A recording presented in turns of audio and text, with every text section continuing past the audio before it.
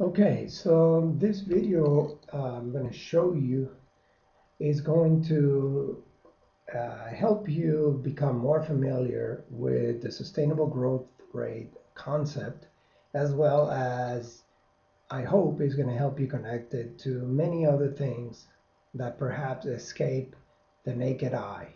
Okay, so we're going to start with understanding that the enterprise return on invested capital can be decomposed into two portions. One, what it, the return on what is invested, which is the first fraction times operational ROIC, and the second fraction, which is what the company generates in earnings of its cash parked in bonds and other passive investments.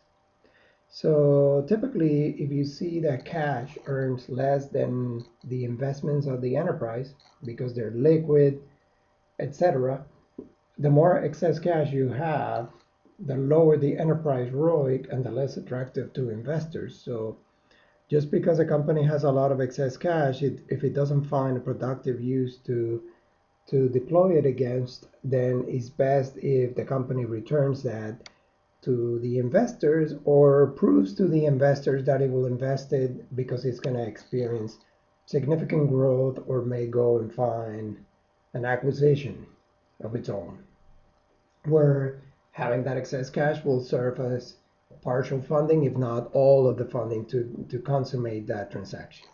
Now, operational ROIC is only what the company generates divided by the invested capital. Now, I'm talking specifically about the return on invested capital of what the company generates for its core operations. Everything else you can think of as being lumped into cash, or there might be other passive investments or control investments that are not reported on the balance sheet, but this operational ROIC is the core business of the enterprise.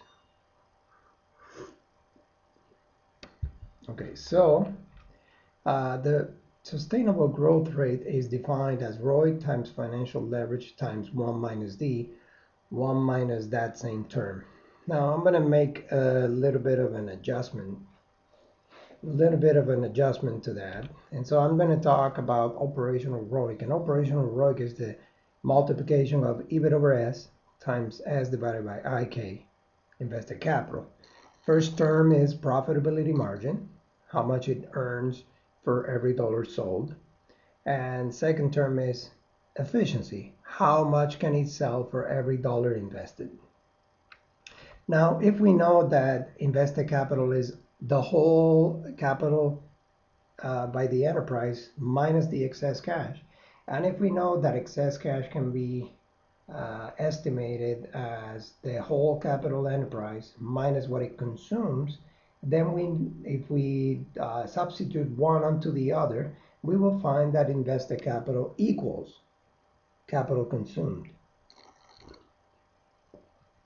So that allows me to do the following tweak. I can actually say operational ROIC equals profitability margin times efficiency, but I calculate efficiency using capital consumed. Now I can forcibly change ROIC for the operational ROIC, because I want to know how much can the company really grow up to if it didn't have any excess cash. If you notice, the ROIC, the enterprise ROIC, which is the implied on the most virgin version of this formula to the left, implies that the more excess cash, the lower the ROIC, because cash earns less than those dollars invested into the core business. So if I use the simple form to the left, I would get a significantly lower sustainable growth rate for companies that have a lot of excess cash. So the G star to the right, sustainable growth rate to the right, should be all else equal in companies with large or material excess cash reserves, should be more precise. Okay, so basically I'm substituting ROIC for operational ROIC. Now I'm going to take that to a model. In this model, I'm going to walk you through it. You can see a typical balance sheet, a net income statement, and the cash flow statement. And at the bottom, you see how much capital has the business consumed and how much capital does the business have, namely enterprise capital. Accumulated deficit or surplus is defined as enterprise capital minus consumed capital. So when enterprise capital is greater than consumed capital, there will be a surplus. Notice that there is a line here says actual growth and SGR, which stands for sustainable growth rate. And if we say, for instance, that the actual growth will be equal to sustainable growth rate, you would just find that at this particular point on the first year, starting from left, the company had an excess cash reserve of 11,107. Now look at the projections from the third column over, and you will see that the actual growth far exceeds sustainable growth rate. And what you will see is that in that second year, it grew far above the sustainable growth rate, but it didn't need to issue new equity because it really didn't have to. It used its excess cash reserve before having to go out and reach out to new investors. Now look at what happens as you continue to grow above the sustainable growth rate. Since you used up all of your excess cash reserve on year 2, then on year 3 you would only expect it to be a deficit. So in actuality, we wound up issuing 3,143 right there, and the proportional debt given the financial leverage. Now notice that when it goes from year 3 to year 4, the growth rate decelerates significantly from 15 to 8.72, and that releases the resources of the company significantly. And it turns out that in this particular case, for this particular model, given this profitability and efficiency of this company, it wound up generating like 500 something and change of excess cash, because when it slowed down, it liberated, it freed certain resources it was using before when it was growing at a much faster rate. And so what the model here does is it bought back. It actually went and bought some shares to reduce the number of outstanding shares, namely the number of shareholders, and commensurately adjusted his long-term debt to match the financial leverage. And notice that the financial leverage is 1.20. So for every dollar of equity, there is $20. There are 20 cents per every dollar of equity. So now notice that after that point, the company grows at exactly the sustainable growth rate. So it does not need to issue a dime of new equity, because as long as it grows at the sustainable growth rate, the company is consuming exactly what it has available to itself. So notice how neat it is to see that in years 4 through the end of this model, excess cash is equal to 0, because the company is consuming at equilibrium exactly what it has available to invest. If you notice, it is going up. And so is long-term debt. If you notice, long-term debt is going up gradually, but nonetheless is consuming exactly what the company has available.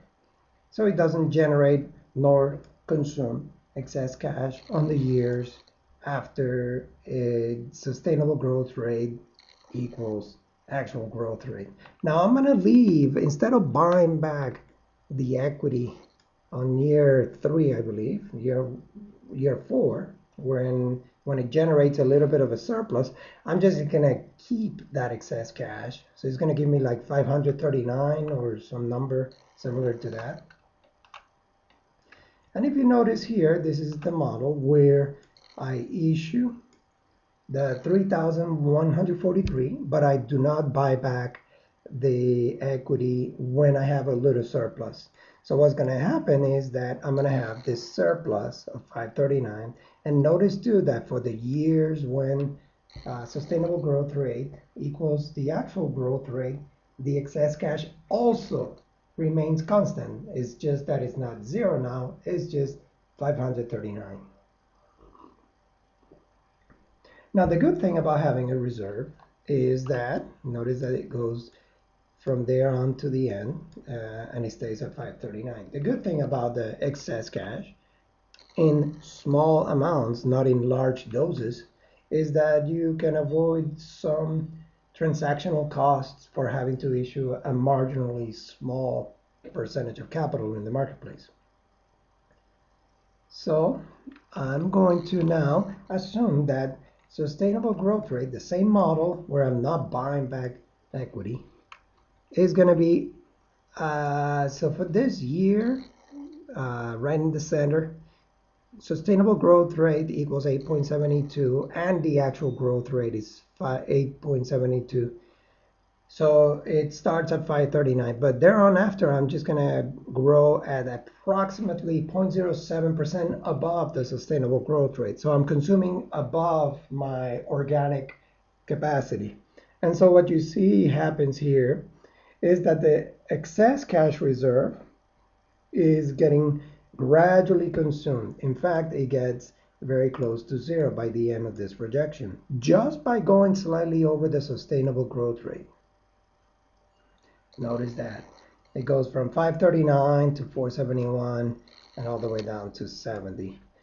It could have gone negative, and if it went negative, you knowing a priori that you needed to issue new equity in that particular year, or you know in advance. Now look at this case when in fact I consume 0.07% below, or should I say my growth rate is 0.07% below the sustainable growth rate, in which case I'm going to be consuming slightly less than my organic capacity. So when that happens, in this particular case, the opposite should be true. I start at 539, and because I'm slightly below the sustainable growth rate, I'm consuming less than my organic capacity. So my excess cash reserve is going to go up. Okay? And it actually goes up in nearly doubles in those couple of years, just because it's growing at such as close but yet lower growth rate relative to the sustainable growth rate. Okay, now when the sustainable growth rate, denoted here as G star, is greater than the growth rate, excess cash goes up, as in the last case, because the company is consuming less than its organic capacity. When it's equal, excess cash, whether it be 0 or some other number, in our example 539, it remains constant. And if the sustainable growth rate is below the actual growth rate, excess cash goes down because what the company consumes is more than what it can organically sustain. So in the last case, the company needs to use its excess cash if it has any. If it has excess cash equal to 0, or the required excess cash runs out, it would need to raise capital before the period, or else it will have a deficit. No company can run a fiscal year with less capital than it projected that it needs.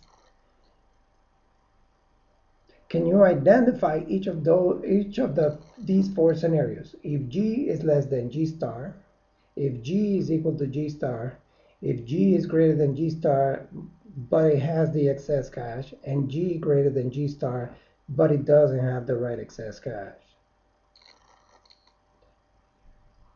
I'm going to leave that one up to you. So you identify which of those regions correspond to the example 1, 2, 3, 4, or the scenarios 1, 2, 3, 4. Okay, now in this graph we have in blue the initial excess cash reserve. Remember that number of 11,107? And remember that in year 2016, or namely second year, the company grew at a much faster rate, well above the sustainable growth rate. So if the graph in gray is G star minus G, it should have a very negative number when G is much greater than G star. And it so was the case in our example. And notice that in our initial model, we had run out of all excess cash. So you can see it here, it drops. And then in this particular year, it generated a small deficit, and you funded it by raising this amount of capital.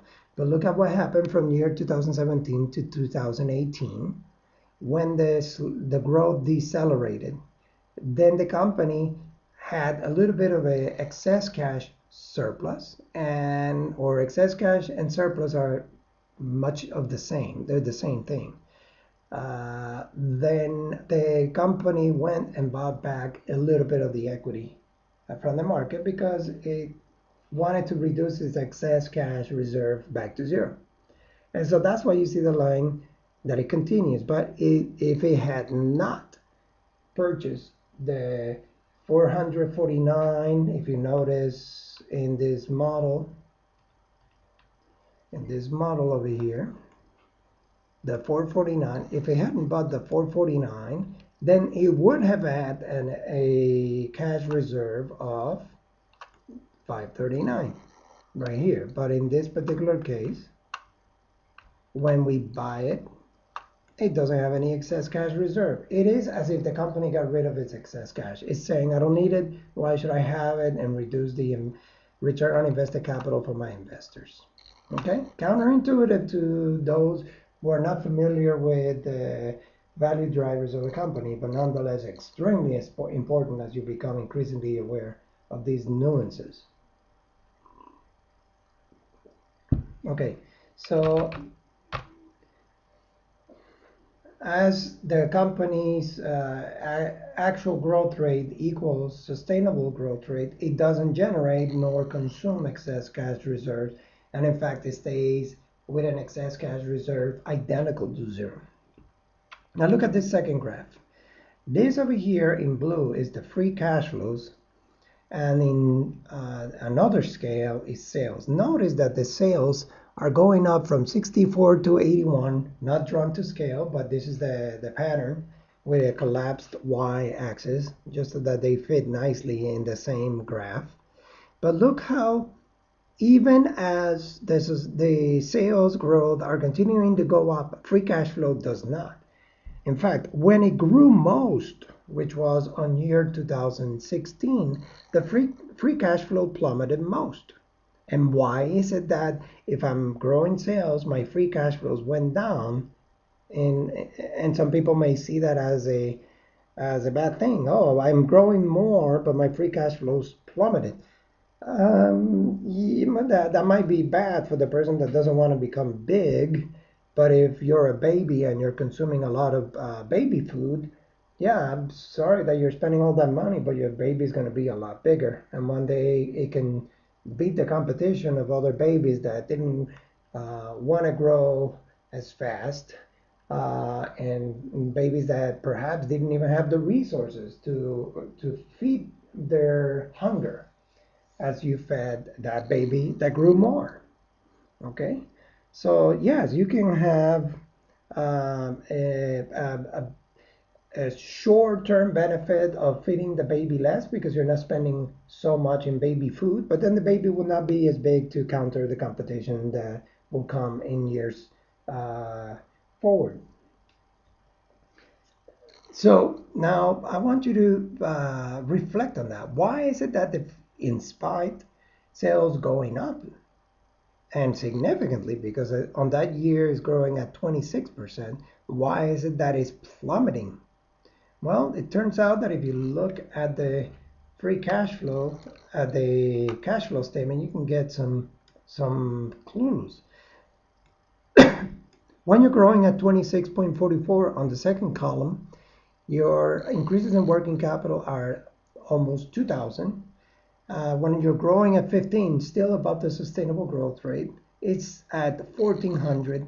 And then once you decelerate and grow at exactly sustainable growth rate, the working capital increments to finance them is nearly $500 less. So when you're not growing as fast, you don't have to finance increases in working capital as big as you might otherwise.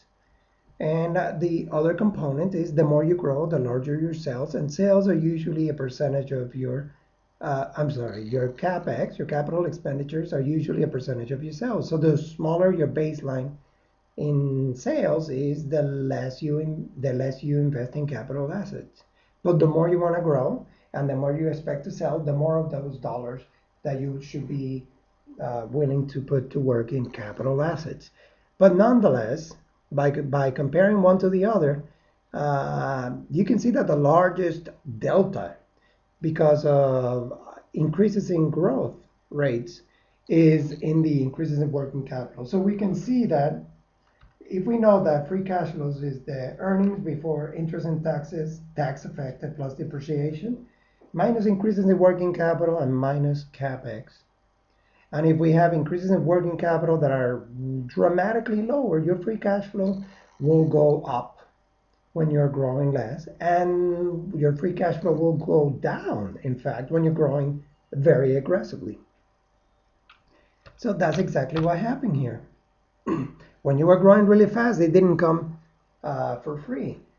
The actual sacrifice was that in order to sustain the higher level of growth, you needed to buy more net working capital assets. If you want to think about it, you needed to hold on to more inventory, sell more on credit, perhaps pay your creditors faster, and maybe you couldn't borrow as much from your bank because they didn't know that you were going to grow fast enough. So net, your net working capital requirements spiked, and that's like the baby food.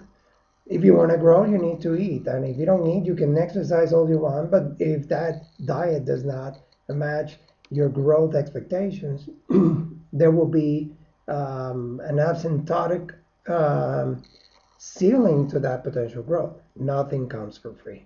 Now, to illustrate this one step further,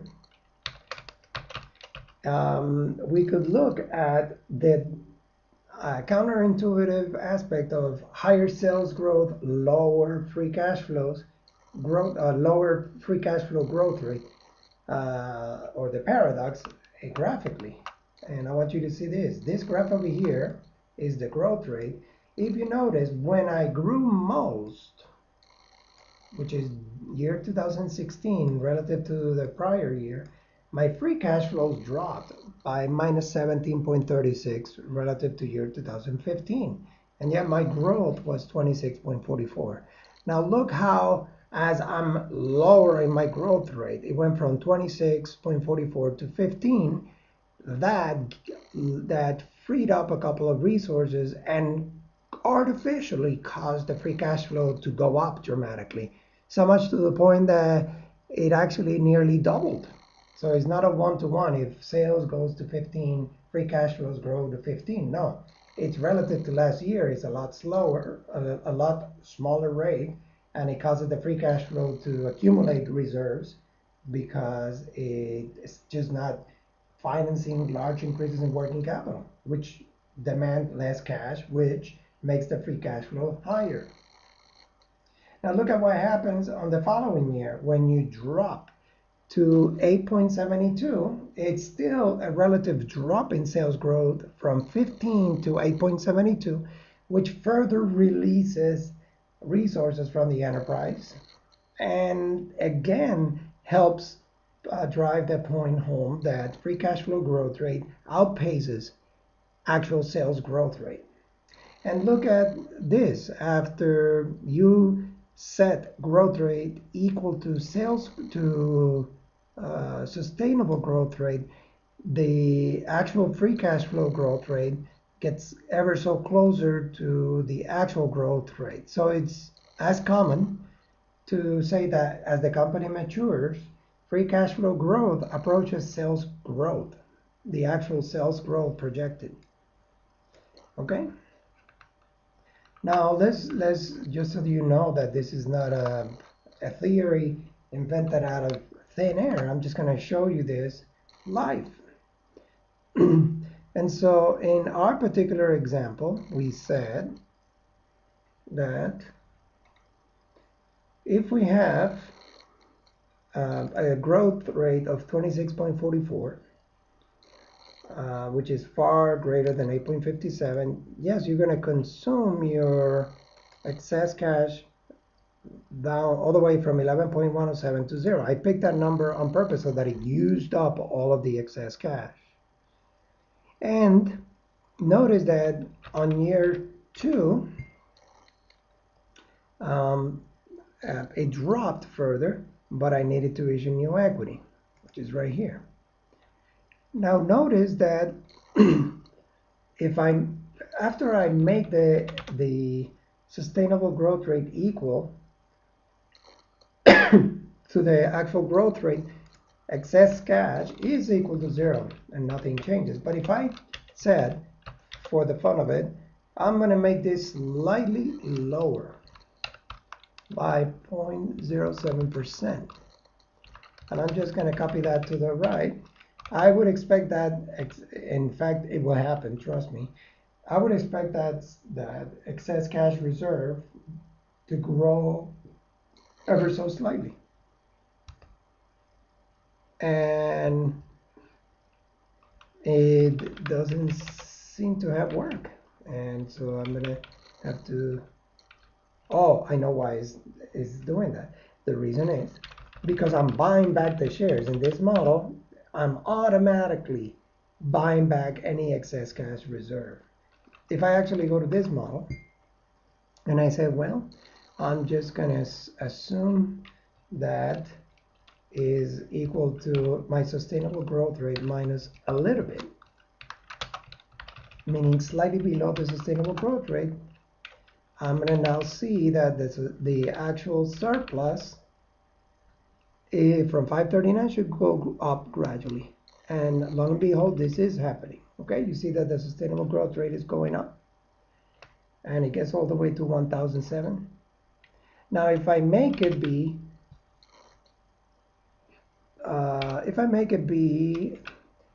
plus 0.07, which is slightly above, is going to make the cash reserve decrease. And it's doing it because the growth rate exceeds the organic growth capacity of the business. And if I do an update, I am seeing a gradual consumption of the excess cash reserve of 539, slowly bringing it ever so closer to 0. In this case, it makes it all the way down to 70. Okay. Now, if I actually make it equal again, then I get 539, meaning that when I'm growing at the exact sustainable growth rate, I will not be consuming or not needing as many resources as those provided by the enterprise. Therefore, my excess cash reserve baseline remains constant. Okay? Now notice that under any scenario, the more I grow, the more I'm going to need to finance increases in working capital and capital expenditures. So that is what we call the valley of death. If I want to grow look at what's happening to the consumption. I want to plot this, well, you can't really appreciate it there. But the more I grow, if I wanted to drop this to the sustainable growth rate, in fact, I can just make this be all the way equal to, from the beginning to the end, equal to the sustainable growth rate. And what do you think will happen? It would just cause the entire projection to have excess cash equal to the number you see in the beginning. And that is 11,107, and then it buys back a percentage of, I guess. And why is it doing that? It bought back that amount. I don't want that. So let me see. I don't want that. I want that to remain a surplus. So hold on 1 second. I know what I'm going to do. Stand by. Hold on.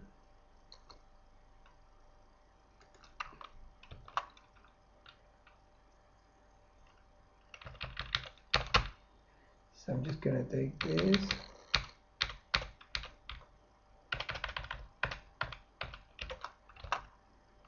And I'm just going to update it.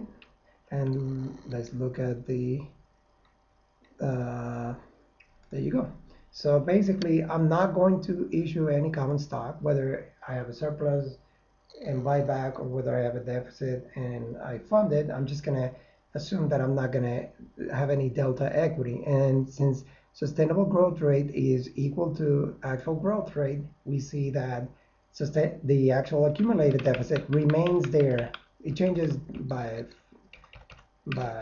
rounding error, but it remains at 11,100 and change.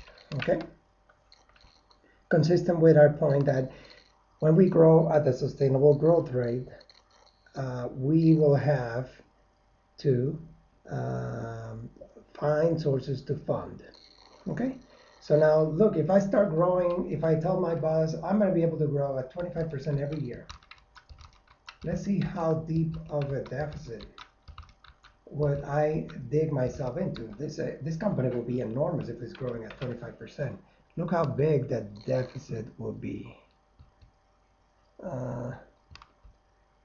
Did it update?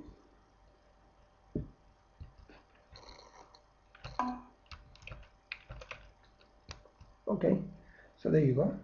So I used up all of my excess cash. I had a little bit to spare, but then it created a huge deficit.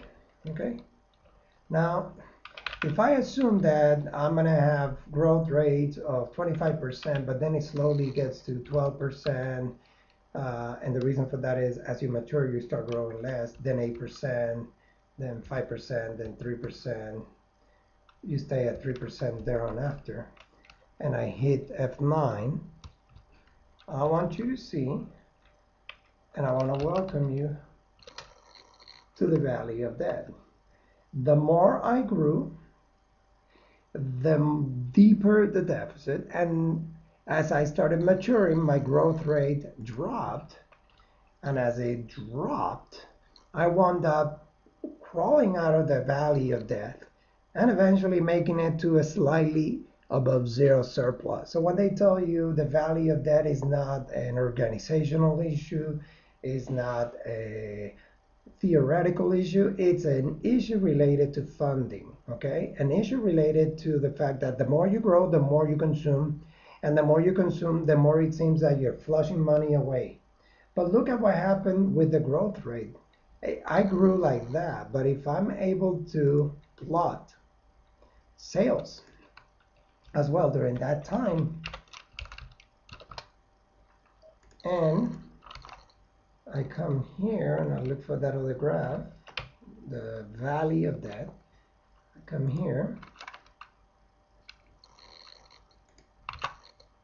and look at that. Growth rate is going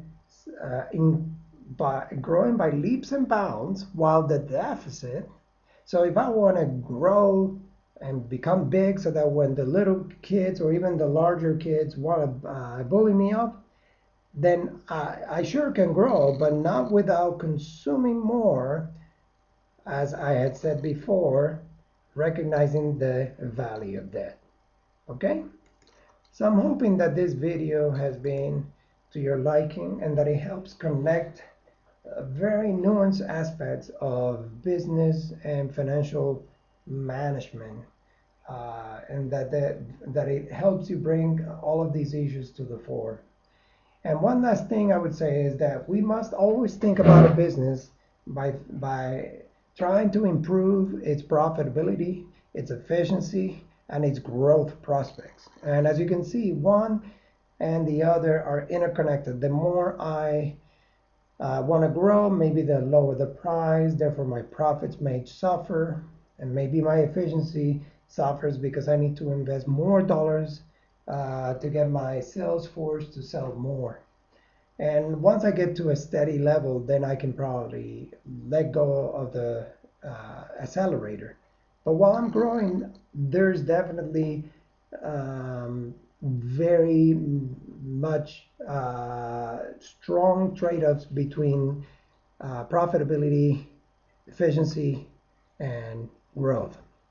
And the one last thing I want to make emphasis on is that I hear all the time that people want to leverage, apalancarse, and that's terrible, because as you lever yourself ever so more in order to meet the cumulative deficit funding needs that you have, you're becoming more financially impaired in much the same way as drunken people become less capable of operating a vehicle. So leverage will work so long you're having a very, very awesome year. But if there's a recession or something hits the sector in which you operate and it affects you directly, your business will be wiped out of existence. So you can never say, let me increase my financial leverage because I want to grow. It's best if you are growing that you sell the idea to other investors, other partners, socios, so that they come and help you with new equity, because at the end of the day, the baby that is being fed so much food will one day be so much larger and therefore more valuable to everyone who owns it. So it's better to own a little less of the total that is a lot bigger than to end up owning it all, but one day hitting the ground because everything came to a grinding halt due to a recession. Okay? I hope this video was to your liking, and thank you very much.